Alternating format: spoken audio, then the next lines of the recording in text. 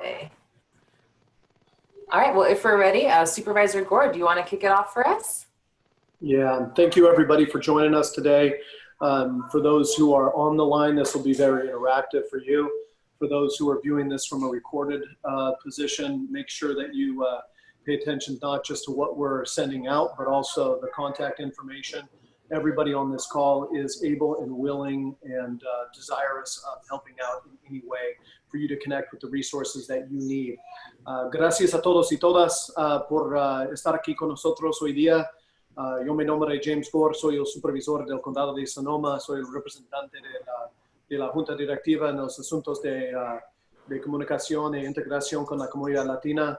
Pero más que todo, quiero introducir a todos estos empleados y líderes de nuestro condado.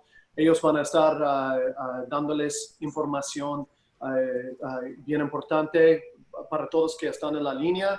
Va a ser una interacción muy buena, pero todos que están viendo del grabador o más tarde, también hay más información de todos aquí como están disponibles para ayudarles. So it's a pleasure to be with you all. This has been a very difficult time. I'm going to pass it over to Marco Suarez, who's with the Economic Development Board. He has been working hand in glove with many of us and is really going to lead us into this next series of work that we are pursuing.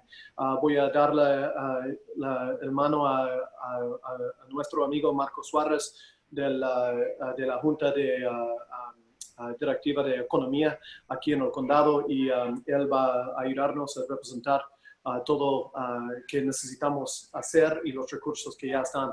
Thank you so much, Marcos, and everybody. Sonoma Strong. Thank you very much, Supervisor James Gore. Buenas tardes a todos. Gracias, Supervisor James Gore. Primero que nada, quiero introducirme, Marcos Suárez, Business Diversity Manager, Program Manager with the Sonoma County Economic Development Board. Soy el gerente de diversidad de negocios del condado de Sonoma. Les quería informar de que para aquellas personas que necesiten interpretación en español, escuchar este seminario web en español, vayan hacia abajo de la pantalla, ahí donde dice interpretation, interpretación. Casi está en español, pero no dice interpretation. Ahí está la opción de tener la opción para español y van a escuchar este seminario web en español. Well, thank you everyone this afternoon for joining us. Joining us today is Sheba Person Whitley, Executive Director of the Economic Development Board, Dr. Sundari Mase, Public Health Officer for the County of Sonoma, Jennifer Klein, Chief Deputy Counsel for the County of Sonoma. Please note that during this session, we also, like I mentioned, the Spanish translation for anybody that's what I was mentioning in Spanish earlier. Anybody that needs interpretation in Spanish can go to the bottom of the page and click on the interpretation and listen in Spanish. We're also recording each webinar and we'll post this publicly in the coming days. Today's presentation is going to begin with an overview of the current situation of COVID-19 in Sonoma County from Dr. Mase, followed by a detailed interpretation from Jennifer of the various health orders currently in place within the county. We ask that you please save your questions until the end of the presentation, where we will then open it up for a Q&A session that will be with various webinar hosts. And in the case that we are not able to answer all questions during today's time, we will work with our panelists to retrieve the necessary information and we'll follow up after the event. Without further ado, let's go ahead and get started. And I know I have Lauren Cartwright, also Business Retention and Expansion Program Manager. She's my co-worker here at the Sonoma County Economic Development Board, and Lauren will get us going as well.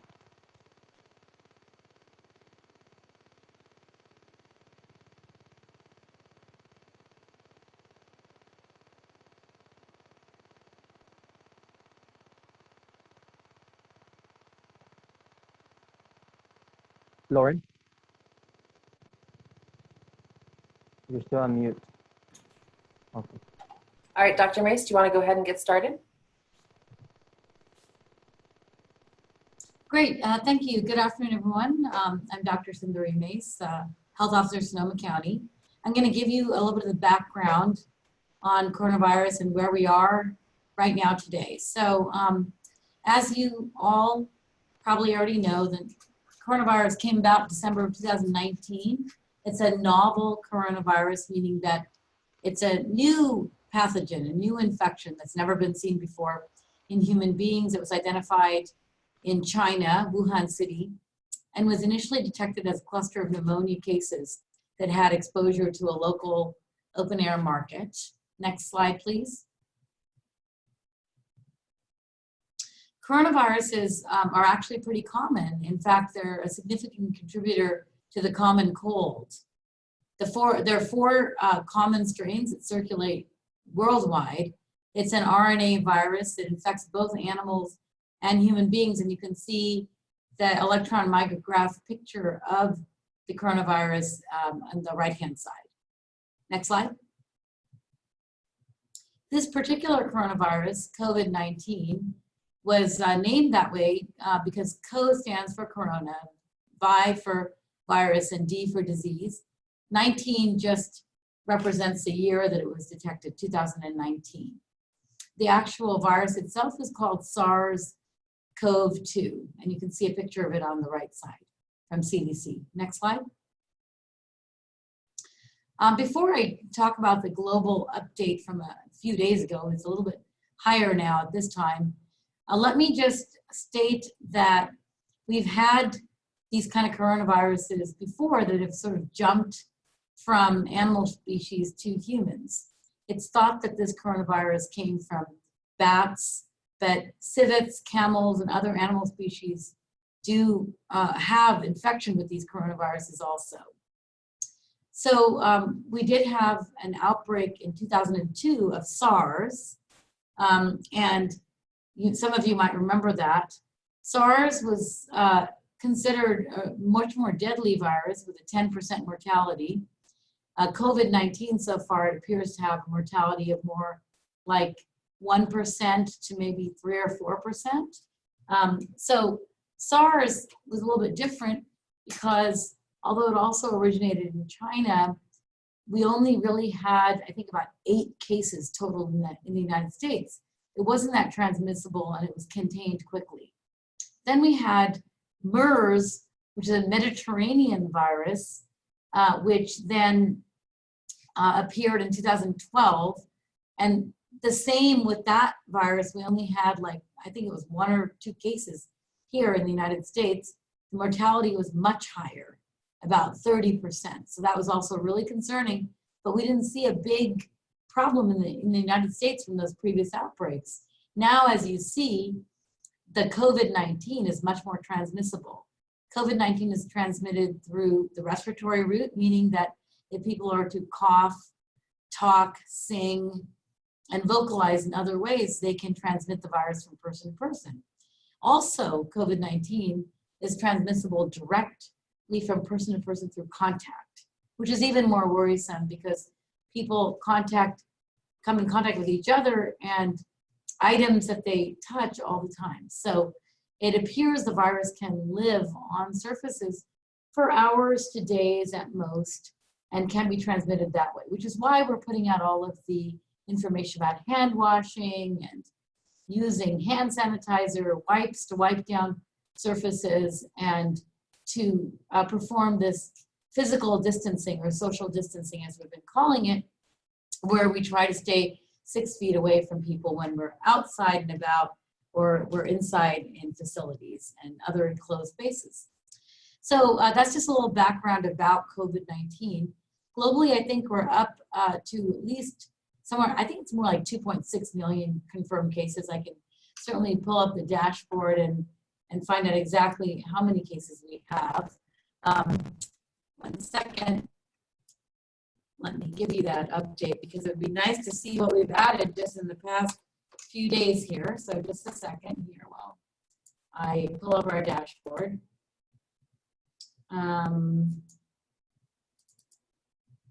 Here we go.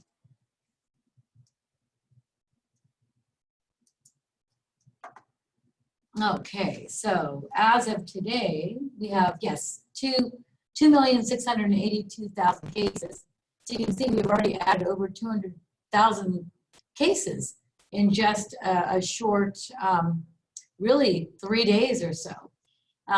In fact, there were 75,000 new cases added in the last 24 hours. In the United States, we currently have 856,000 cases, and we've added about 28,500 cases in the past 24 hours. In fact, go ahead, Lauren, to the next slide, please.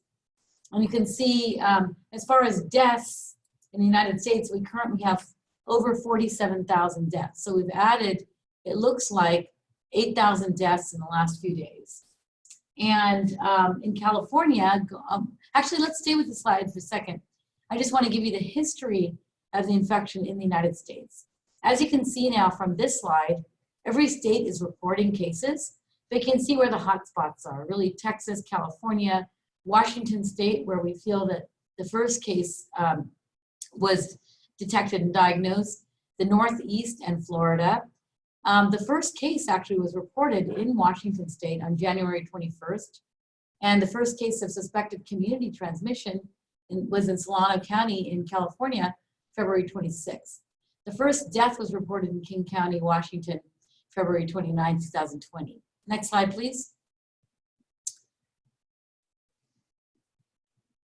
In California, as of right now, as I said, we have about 39,000 cases. And you can see then we've added, it looks like, about 11,000 cases in the, well, actually these numbers are as of April 17th. So it looks like in the past week or so, 6 days, we've added about 11,000 cases. And as far as deaths, the most current number is 1,546 deaths in California. As you can see from this slide, the majority of our cases are occurring in the 18 to 49-year-old population, but we are seeing cases in 50 to 64 and 65 plus. People over age of 65 and with underlying medical conditions are definitely at risk for worse outcomes with COVID. We're seeing about half and half male and female cases, and you can look at the hospitalizations and see that the confirmed hospitalizations are about 3,200, probably more at this point since this is about 6 days old. And we definitely have about a third of them in the ICU. And I've already told you we have as far as deaths, we have 1,546. So we've added about close to 500 deaths in the past week, which is why we have shelter in place. Shelter in place has proved to be very, very effective in flattening the curve and decreasing the number of cases that we're seeing all at once and over time. Next slide, please. So what is happening locally and regionally? Well, as you know, Santa Clara County is leading the region in terms of numbers of cases, and that's followed by Alameda, San Francisco, San Mateo, Contra Costa, and Marin. But we're very close behind Marin, and I'll give you our cases in just a second. But one of the reasons why places like Santa Clara and San Francisco and San Mateo are more affected is because there are more urban populations, and there's a lot more diversity in groups there, as well as the international airport, and a lot more big gatherings of people, especially in San Francisco. So that might explain why those counties were seeing more cases. Additionally, we put our shelter in place into effect when we just had a handful of cases. I think that's really helped us here in Sonoma County flatten the curve to ensure that we have very little community transmission, which is what we're seeing right now with shelter in place. Next slide, please. Okay, I do want to quickly give some numbers for Sonoma County. So as of yesterday, we had 194 cases, of which 99 were active, 93 recovered, and 2 deaths in total. And the only thing I really want to say is we're seeing more cases in the central county, so in the urban areas. Significantly more cases are occurring in that area. In fact, let me tell you, about 61% of our cases are occurring in Cotati, Rohnert Park, and Santa Rosa. West County, East County, South County, and North County all have somewhere between 8 to 12% of the total cases. Additionally, in the past week or week and a half, we've predominantly been seeing cases amongst our contacts that we in public health are testing. That's a really good sign. It means we're identifying individuals that need to be tested, and they're the ones who are our cases. there's not a whole lot of community transmission where somebody just pops up having COVID-19 and we have no idea where they got it from. So that's a really good sign. So on that optimistic note, I'm going to turn it over to Jennifer Klein from our County Counsel to discuss the shelter-in-place order.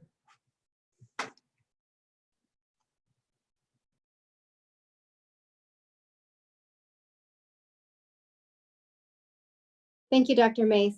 If you could go back to the other slide quickly. Oh, there we go. So there, you can stop there. The key provisions of the shelter-in-place order, we cover the intent of the order and the basis for it. Obviously, under the order, we are all to only leave our residences for allowed reasons, which are defined in the order: essential activities, essential government functions, working for essential businesses, and for non-essential businesses, minimum basic operations. Obviously, homeless are exempt but encouraged to seek shelter. No gatherings unless they're authorized by the order.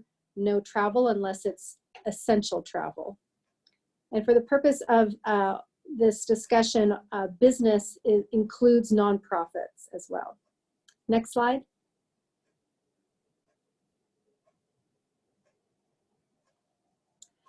Examples of essential activities under the order are activities important to health and safety of oneself, household members, that includes family and roommates, pets, and obtaining medical care.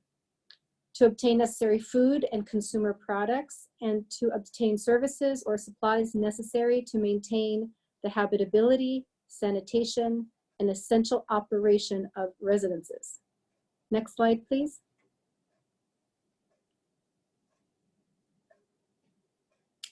In addition, essential activities includes engaging in outdoor activities like walking, hiking, biking, or running, and also to move your residence, but only if it is not possible to defer an already planned move. The move is necessitated by safety, sanitation, or habitability reasons, or the move is necessary to preserve access to shelter. And we recommend a 14-day self-quarantine if you are moving into or out of the Bay Area region. Next slide, please. Essential businesses are defined under the order. Any essential business is directed to maximize the number of employees who are working from home. Essential businesses may only assign work outside of the home if it cannot be performed from home. Essential businesses shall prepare, post, and implement a social distancing protocol. We'll cover that in a little more detail in a moment, and must follow any industry-specific guidance issued by the California Department of Public Health. Next slide. In the case that there is a mixture of essential and non-essential business components, then the business must, to the extent feasible, scale down to only the essential business component. However, allowed mixed retail businesses, like some big box stores like a Target, may continue to stock and sell non-essential products. Next slide, please. Now we're going to go into a list of examples of essential businesses. Food, so grocery stores, convenience stores, and other engaged in retail sale of a significant amount of unprepared food or consumer products necessary for your personal hygiene or to maintain the habitability, sanitation, and operation of residences. Agricultural operations, so that includes wineries, breweries, dairies, farms, licensed cannabis, and other businesses engaged in activities to bring food, beverage, or agricultural products to market. These businesses are allowed to operate, but they must be closed to the public. The exception here is retail sales to the public may occur via curbside pickup, delivery, shipping, farm and produce stands, or farmers markets, if otherwise allowed by law. Restaurants, Restaurants are essential businesses, but they must be closed to the public. That means that they may sell food, but only for drive-through, delivery, or carry-out. The food cannot be eaten at the site where it is provided or at any other gathering site. So if takeout is given, do not let people congregate in the parking lot. Food trucks shall comply with the California Department of Health's guidance regarding retail food, beverage, and other related service venues that was issued on March 16th, 2020. Next slide. Transportation. This includes repairs for bicycles and automobiles and supplies needed to repair bicycles and automobiles, but not new sales unless they can be for delivery only. Airlines, taxis, rental cars, those all can operate, but only to support essential activities and other operations like essential government functions, essential businesses. They need to be related to an authorized activity. Lodging. Short-term lodging facilities may not operate for tourism. Short-term lodging means less than 30 days. Vacation rentals, timeshares, hotels, motels. Childcare. Childcare facilities providing services that enable owners, employees, volunteers, or contractors for essential businesses, healthcare operations, or essential government functions to work as permitted. Children of owners and employees, etc., who are not exempt under the order may not attend childcare facilities. So we are reserving the limited childcare resources for the children of essential employees. To the extent possible, the child care operation must follow some very strict guidelines or requirements. First, the child care must be carried out in a stable group of 12 or fewer. Stable means the same children in the group each day. Children do not change from one group to the other. If there are multiple groups, they must be in separate rooms, and the provider, the adult, must stay the same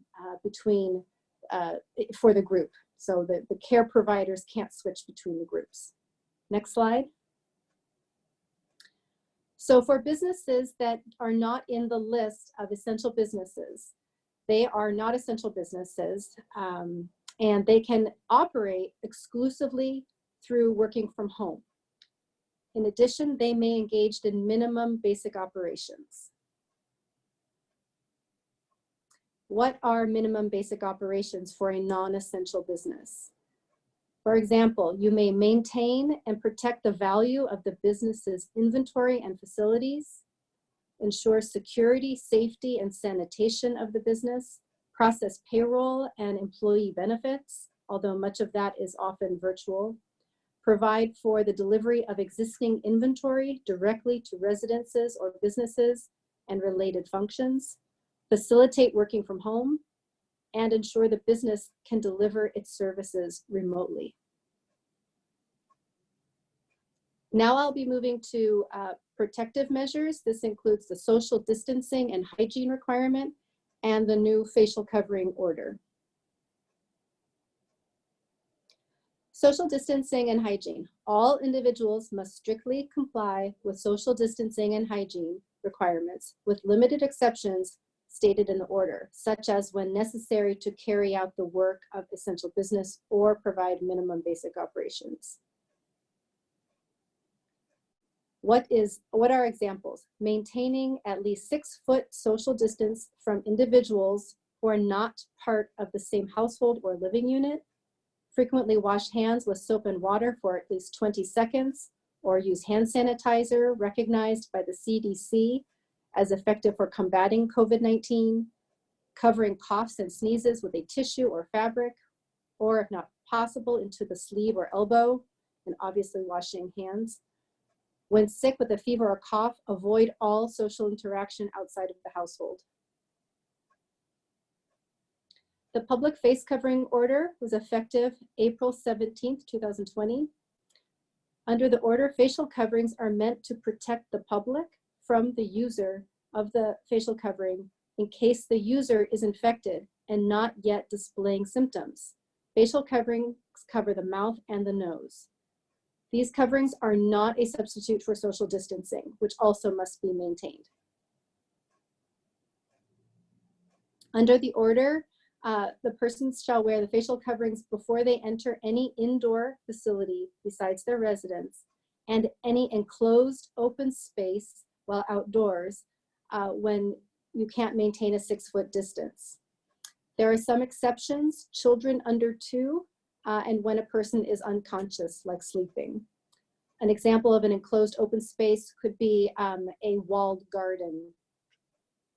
Businesses shall ensure their employees comply while on duty by either 1, supplying employees with facial coverings, or 2, ensuring that employees have access to facial coverings, or 3, ensuring that their employees are using their own facial coverings.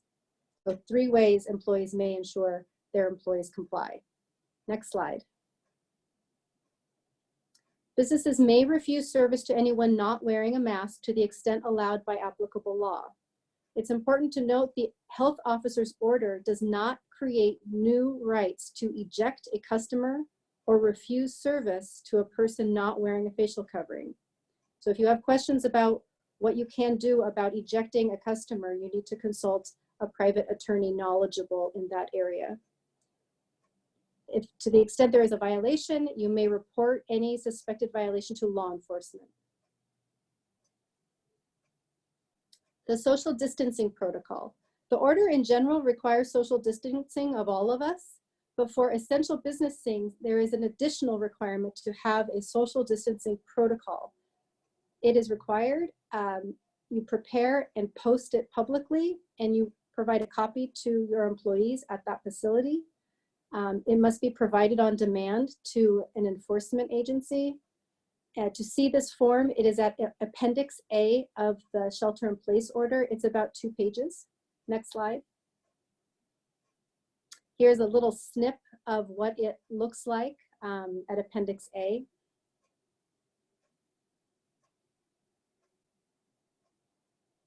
Frequently asked questions. When will the orders be lifted? At this stage of the emergency, it is essential to slow virus transmission as much as possible to protect the most vulnerable and to prevent the healthcare system from being overwhelmed. The public health officer has been closely monitoring the situation with COVID and the need for modifications to existing orders as conditions warrant. At this time, there is not a specific date or time frame for specific plans for how the county might ease restrictions on businesses. The county will post any changes to its orders on its website and work with media partners to publicize any changes, including to the Spanish-speaking communities, obviously. Another FAQ, can landscape contractors continue to work under the shelter-in-place order? Landscape contractors may continue to work for the limited purpose of providing weed abatement, vegetation clearing, tree trimming, fire prevention, vector control, drain clearing, irrigation repair, flood prevention, and other services to maintain existing landscape of a residence or essential business in a safe and sanitary condition. All other landscape activities are not permitted, including decorative landscape, plantings, replacement, and other cosmetic landscape services. Landscape contractors working for government agencies should consult that agency to determine if the work is essential. Next slide.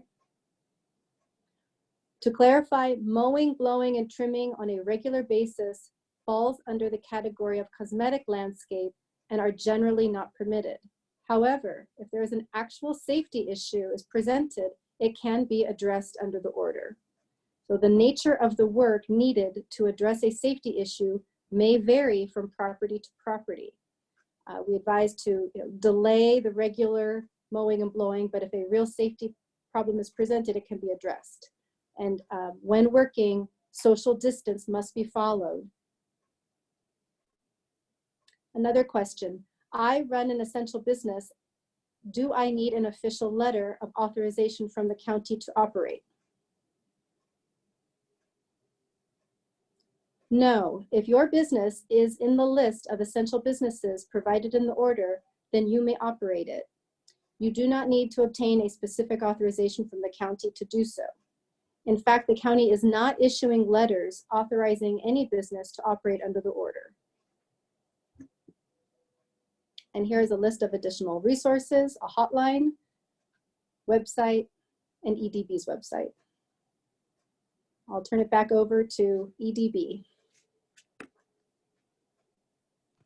Okay, and then Marcos, if you want to take it from here, I think we have these great resources listed, the business hotline with the Department of Public Health that's being monitored to answer any questions folks might have. SoCo Emergency has some of the latest up-to-date information and dashboard information. And then I'll turn it over to Marcos to talk more about the business resources available to our community as well. Great, thank you, Lauren. Okay, so let's go on to the next slide. Thank you. And yes, so for all the businesses that are in the webinar today, first and foremost, make sure that you go to our website. That's the sonomaedb.org. You can see it right there on the screen. We have many resources from how to go about accessing the SBA loans, to grants, to any resources in terms for not only you as a business owner, but also for your employees, and other resources from the community that are available, grant resources, CARES Act, and whatnot. Very important in working with Latino businesses. People can call me directly, Marcos Suarez, 707-565-6402. My email address is also there to contact me directly. And, because that way you guys can contact me. And we've been working with the Hispanic Chamber of Commerce, with the Napa-Sonoma SBDC, and other resources that are available. And when you go onto the website, if you want it in Spanish, all you have to do, right when you go onto the coronavirus resource guideline, resource guide, you're able to click on Español in Spanish, and it'll automatically go into Spanish, and it has been translated into Spanish. So all the information there will be in Spanish. Next slide, please. Thank you, Lauren. And so we've been working with the Napa-Sonoma SBDC, and specifically the SBDC Centro Hispano. Mariana Almaraz there is her and her team with Mary Cervantes. She's the director, but Mariana is bilingual, and she's been working really closely with us and with the Hispanic Chamber, with the La Luz Center and other partners to really put information out there. There's webinars that have been done. There's in Spanish as well. Every Tuesday at 11 a.m. there is on Facebook, on their Facebook page, all you have to do is go to SBDC Centro Hispano and on Facebook, and there's a Facebook Live video that Mariana Almaraz and the SBDC puts on every Tuesday to talk about the SBA loans, there's the Payment Protection Program that's available for small business owners, as well as the Economic Injury Disaster Loan. So they want you to definitely to register with Napa-Sonoma SBDC, and it's there on the screen.org. You register there for services, and then they'll assign you to a consultant. Either Mariana or one of their Spanish-speaking consultants will be able to work with you and help you with applying for these loans. I know that currently there was the money was spent, and they ran out of money, but they're looking at being able to bring some more funding into the program. And so might as well start getting registered if you haven't already, so that Mariana and their team can help you to be able to apply for these loans. Now, like I mentioned, there's a business hotline as well that has just been put on there, so that you can, if you have any other questions, the number there is 833-275-7232. And there's an email as well, espanol@askedc.com. So very important there to help you with that. Next slide, please. There's also other resources available as well in terms of for any business that is working with their employees. If they're having, they're going to be laying off any employees, the Sonoma County Job Link works with layoff aversion, prevention services, training funds, customized on-the-job training, incumbent worker training, and marketing hiring needs. So the number there is on the screen, the 565-8079, and also the email at joblinkbusinessgroup@schsd.org. And they do have personnel that speak Spanish. Now allow for 24 hours. They're typically getting back to people. There's a lot of people, a lot of requests, a lot of demand, but the team over there at Sonoma County Job Link is doing a great job of getting back to people. And one of the very important things is that there is information about pandemic unemployment assistance as well. If you go to the next slide, please, or actually let's go back. I don't see it there. Maybe if we go to the first slide, maybe it's right there in terms of the, it probably stayed at the bottom. But if we go to let's just go back to the job link. And if people are looking for pandemic unemployment insurance that are on the line, it's important to also understand that you have to think about which one's going to be better for you, whether you're going to apply for the payment protection plan in terms of the SBA loan or pandemic uninsurance, because what they're telling us with the SBDC is that if you get pandemic unemployment insurance, they will deduct that amount. It'll impact the amount that you get from your unemployment insurance, depending on what you got for PPP.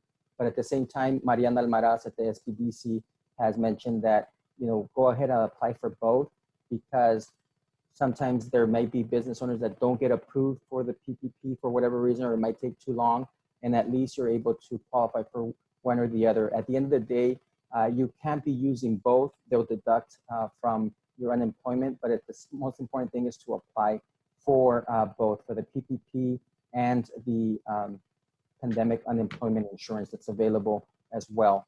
And so make sure you call them. There's the email address there. And the last one that I'm going to mention, and if we can go back to the first slide, Lauren, is that there's also new loans available for ITIN business owners. And so any business owner that uses ITIN, there is a fund that is being administered by the state of California, iBank, and it has opened up for business owners that use ITIN to start applying. Now, if anybody, anyone that's looking for funding and they are an ITIN business owner, please have them call me, Marco Suarez. There's my number on the screen and also my email, because there is a process to make sure that the business owner fits the guideline of the lender. And so I will be able to talk them through it, make sure and discuss with them and get them pre-qualified, if you will, and we will be able to help them. So any ITIN business owners, there's definitely loans available, and the maximum right now is $50,000. It's a micro loan, and depending on what lender you go with, because right now different lenders are starting to opt in to this particular loan. It took about 3 weeks for lenders to end up opting in. Some of them were hesitant to participate, and then some of them are still waiting to get approved by the iBank, by the state of California, but it's just got rolled out, and we will be getting more information out in terms of putting together some flyers and more information on those particular loans in the next coming days. So that's what we have right now in terms of the information for small business owners. Anything you guys need, definitely come and contact me, and go on our website, send me an email, give me a call. Also, like I mentioned, Mariana Almaraz in terms of the SBA loans and the PPP loans. Those are, because these are two different ones. Definitely one thing that I'll make sure to mention is that the PPP loan, you have to go through your bank, and let's say you're working with Redwood Credit Union, that's your bank. You have to go directly through them. You apply directly through whatever credit union, let's say for instance, or Wells Fargo, whoever your bank is, that's for the payment protection program. For the economic injury disaster loan, that one you go directly through the SBA. But again, for both of those loans, Mariana Almaraz from SBDC Centro Hispano with the Napa-Sonoma SBDC.org can help you. So just make sure you write all this down, you jot down the numbers, and if you can't register, you have problems registering, just give Mariana Almaraz a call. And now we'll open it up for questions. Yeah, and then also to share with the group, we will have this webinar available online. So if you're attending the webinar, we will send you an email with a link to the video. And if we're unable to answer all the questions we have today, we'll also send you information on the answers for those questions. So as Marco said, we'll open up the Q&A. So let me see what we have. I know we have a few questions coming through on the chat so far. Let's see here. And then Marcos, do you want to talk? I know that one of the questions we've seen a lot of is about purchasing flowers for Mother's Day. Do you want to speak to that at all? Or do you want to translate that and we can see if we can get an answer? Yes, definitely. One of the questions that I've been getting a lot from business owners is that we have flower shops, but then there's some businesses that are not necessarily flower shops, but they do sell flowers during Mother's Day. And they've been asking a lot about whether they're going to be able to sell flowers the weekend of Mother's Day, whether they can do delivery or pickup. But that looks like it could be a possibility. Yes, a florist may operate, but it must be closed to the public. So that would be for delivery only. Okay. So does that mean then that they could actually be operating now, right? Correct. Okay. For Great. delivery only. Closed to the public, delivery only. Phone orders, things like that. Perfect. Thank you.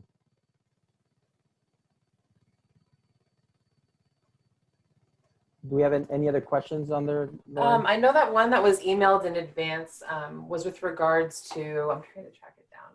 The Great Day Labor Center had inquired about different folks who are maybe still working and maybe getting approached about being able to work, whether they're directed to a specific employer or if they happen to be at certain locations and work different side jobs, and kind of the ability for them to continue work. Like if they're, let me see if I can find the actual question. I think I remember that question. I think it was, do the day laborers need a letter that authorizes their work? It proves that they are going to work for an authorized purpose. For instance, high weed clearing for fire prevention would be a permitted activity for an essential business. The county is not providing those individual authorization letters. It's just simply beyond our capacity for the number of people that would need something like that. So it is not required to have an authorization letter to prove that you are able to work for an authorized reason.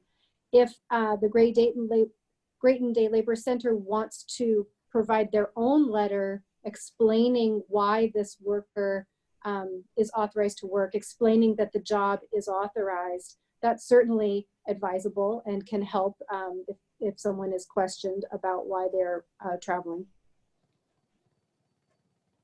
Thank you. Okay. And then I sent you a couple more, Marcos. One of them, someone was inquiring about the ability for beauty salons to be open and function right now. So currently under the present order, beauty salons are a service that is not an essential business. So it may sell beauty products for delivery or pickup. As a non-essential business, you may sell existing inventory through a pickup or delivery, observing social distancing, but you may not be open to the public for any services. Thank you. And then another one, as a business owner, do I have the right to refuse service to someone if they're not wearing a mask? So as I said earlier, the public facial covering order does not create any new rights for a business owner to eject a customer. It does require all people to wear a facial covering, So what I would suggest is if you want to know your rights and responsibilities, you can contact a private attorney about ejecting a customer. Alternatively, if somebody is violating the order by not wearing a facial covering, you may report it to law enforcement. I realize that can be awkward if they're your customer and you're reporting them to law enforcement, but that is an option. I have another question here that's coming from the Hispanic Chamber. What is the fine for not wearing a mask when out in public? How long will this ordinance be in effect? And I'll just say it in Spanish as well. La otra pregunta es, ¿cuál es la multa por no usar su cubrebocas en público? ¿Y cuánto va a durar esta orden que va a estar en efecto implementada?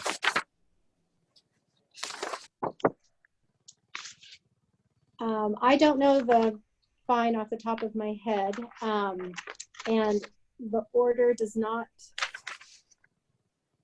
let's see, maybe Dr. Mase knows this off the top of her head. I don't see an end date in the public facial covering order, but certainly when the order is lifted, we will publicize that. Let's see if I have this one right here. Was the question about a fine? Yes. How much is the fine, and when will the order be lifted? Yeah, well, right now the order has no end date, as you noted, Jennifer. And as far as the fine is concerned, I think it's whatever the standard fine is that law enforcement uses. I don't know that I know a specific numeric amount. Right, I don't either. It's a misdemeanor, so it may also vary. You know, it may be scaled. I don't know. We can look into that and follow up. Great. And let's see, is PPP exhausted? ¿Está exhaustado? ¿Se ha terminado el dinero para el PPP? Y yo puedo responder esa pregunta. I can answer that question. Currently, money did run out, but there is already, it's supposed to be signed, I believe, is it today, Lauren? Or tomorrow that they're signing the new bill and to approve more money. I believe it's up to $310 billion for the SBA for financing for small businesses. And are paletas considered an essential business if they are selling food? So I would also like to include food stand vendors as well in this question. So la pregunta es que si las paletas, vender paletas es un negocio esencial, si están vendiendo comida. También quisiera incluir los puestos de frutas, los vendedores en esta pregunta. And then could you, at least for my knowledge, could you elaborate on the definition of paletas? Just so we can better answer the question. Yes, sorry, the paletas are like the lollipops, you know, those little vendors that have those little carts selling the popsicles, the ice cream popsicles. Oh. Okay, got it. Thank you. If they're selling food with it. You know, we haven't had that question before. I know that food trucks are permitted to operate while following the California Department of Public Health guidance. So, but whether those would fall into the same category as a food truck, because usually the food trucks are stationary, I don't know. We'll have to follow up with an answer. We can look into that, definitely. Mm-hmm. Awesome. Do we see any other questions there? Anybody, any other questions? Yeah. I don't see any other ones coming in. Oh, here we go. One more. How about fruit stands? Yeah. Right. So farm stands. So if it is a fruit stand that is associated with a farm, it would be permitted. I can't remember if there is a specific public health guidance document for farm stands. I know farmers markets have a specific guidance. So if it is a farm stand, then it would be permitted. I mean, I think I see a theme in the questions here that if it is a fruit stand that is just on the side of the road, not necessarily part of a formal farm stand, like maybe a roadside fruit or roadside flowers or roadside popsicles. I think these are all similar questions that we will be able to answer in a follow-up. Okay, here's another thing. A situation happened last week when a Latino fruit stand vendor was handcuffed and cited last weekend.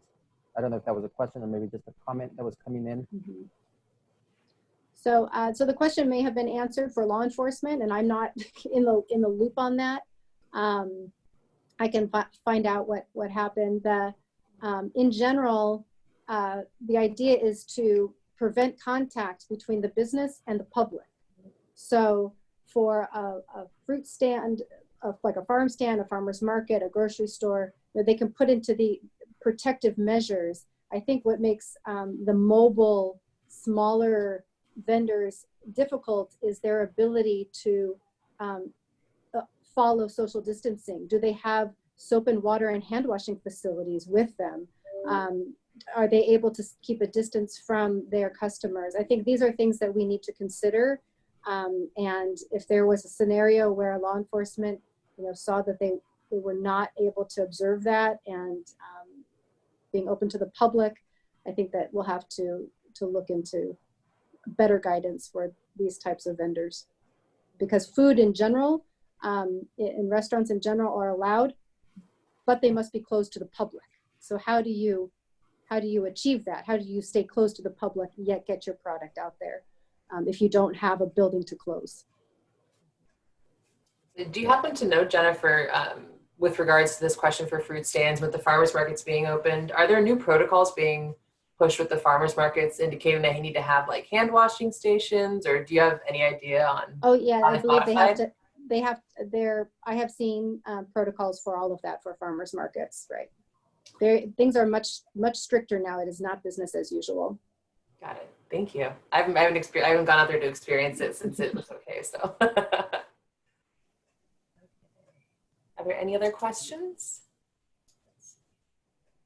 One question that I have, Jennifer, is I've noticed, and when a restaurant, for instance, has their workers in the kitchen that are cooking, sometimes there'll be 3 cooks right next, like in the kitchen.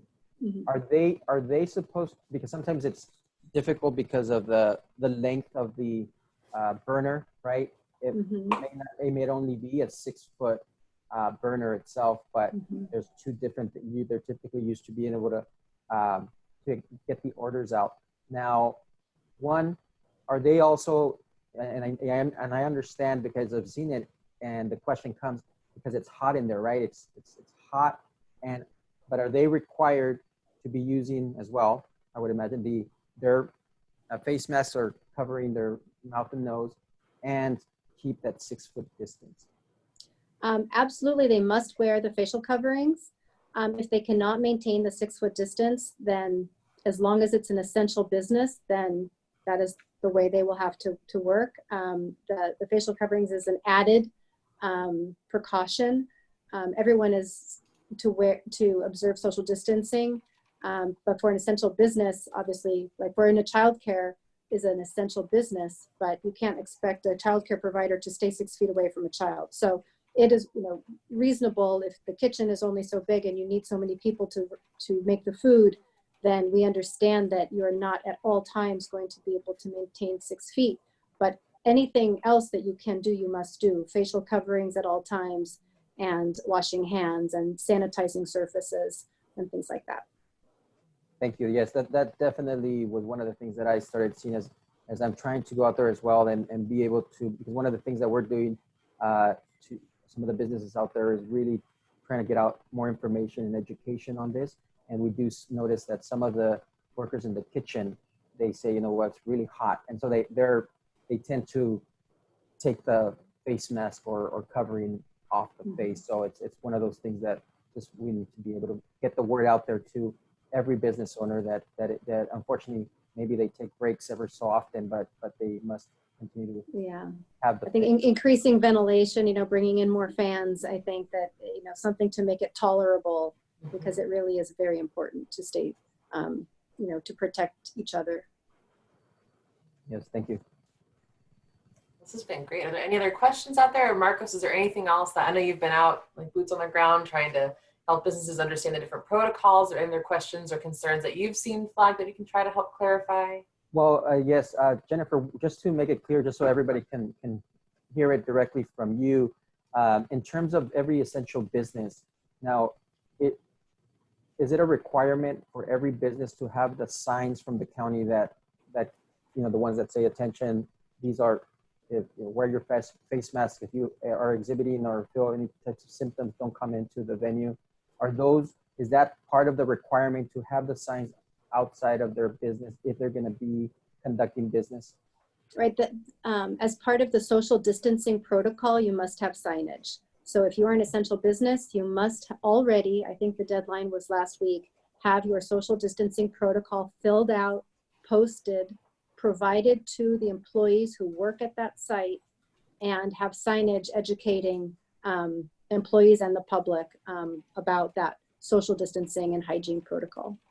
Great. And I believe the signs were, I think we provided a sample Yes. of the signs that people can use. So Yes. yeah.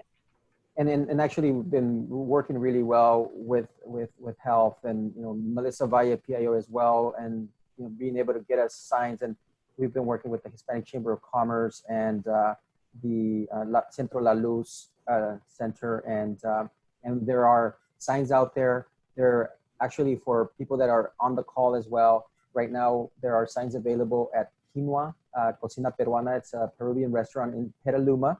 There are signs over at Sol Azteca in Rohnert Park that are available free. They're English and Spanish. And also in Santa Rosa at Tacos al Carbon on Sebastopol Road. I mean, of course, in terms of getting all the addresses, it takes a lot of time, but if you Google those restaurants, you find them also in Windsor, El Gallo Negro in Windsor. There's signs there in English and Spanish, as well as in Healdsburg at Agave Restaurant. They're available there as well. But again, if anyone needs more information about the signs as well, they can always contact me, and you have my information, and we can make sure that you have access to these signs so that you are following the protocol and the ordinance from the health department. Thank you. Awesome. Well, if we have time, I think we have one last question. If you wanted to chime in there, I think it has to do, if a farm worker tested positive for COVID-19, do they need to lay off the rest of their employees? Do they need to shut down their operations? And I don't know, Dr. Mase, if you're still on the line, is that a question for you more than Jennifer? Hi, sorry about that. Could you repeat the question one more time? Yeah. If a farm worker tested positive for COVID-19, do they need to lay off the rest of their employees? Do they need to shut down their operations? No, I mean, I think what would happen is that we follow up with that individual and we find out how close the contact is with employees and determine whether employees had a significant enough contact that we would need to then quarantine them for that 14-day period and test them if symptomatic right away, and if not symptomatic at 7 days. And then after that, you know, anybody who tests positive, of course, would be considered a case, and those who are negative could return to work. Great. Great. And yes, we just, I know Marta Cruz, City Councilwoman from Cloverdale, just mentioned that they need signs up in Cloverdale. So we'll make sure, Marta, thank you. I will coordinate with the Hispanic Chamber and our partners and make sure that we coordinate with you. I know that I had mentioned that there's a couple of restaurants up there, businesses that we can coordinate and have signs there in Cloverdale as well. So thank you. Let's see, one more, I think. What is the county's position on day laborers who are wearing masks, standing, sitting on the streets looking for work in order to continue the way they seek employment, to continue providing for their families? ¿Cuál es la posición del condado concerniente a los jornaleros que están usando máscaras y están parados o sentados en las esquinas, en la calle, esperando trabajo y continúan tratando de obtener empleo para poder proveer para sus familias? Yes, again, if that is the normal way that you provide the service, then stay 6 feet apart, wear your mask, observe hand washing, hand sanitizer, and then for a job, make sure that it is a job that it is permitted as essential. For if it is landscaping, then make sure it's for not just cosmetic, but for safety or sanitation. So to prevent rats, to prevent tripping, to reduce a fire hazard, something that is about health and safety, not just cosmetic. If it is construction, then we have we're looking at modifying some of the construction sections of our order, so stay tuned for that. But in general, again, the criteria is it for health, safety, sanitation, or habitability? Is it absolutely necessary to do that work for someone to be able to live safely in their home? For running water, to repair a leaking roof, things like this, not cosmetic, but truly essential. So that, I think, is the best guidance I can give. It depends on the work that they are chosen to do, not the fact that they are seeking to do essential work. So while you're waiting, maintain social distancing and hygiene. Great. Well, thank you very much, Jennifer, and thank you, everyone. Thank you, everyone, for joining us today on this webinar. Again, like we mentioned, this webinar is being recorded and it will be posted. It'll be sent out in the next coming days, right, Lauren? So thank you again, everyone. Dr. Mase for being here with us. I know Sheba Person-Whitley, our Executive Director for the Economic Development Board, and Jennifer Hine as well. Thank you for joining us today. Thank all of you. Everyone. Please feel free to keep sending us questions if you have any EDB, Economic Development Board events at sonoma-county.org, and we're happy to try and get those questions answered for you. But have a great afternoon. Thank you all. Thank you.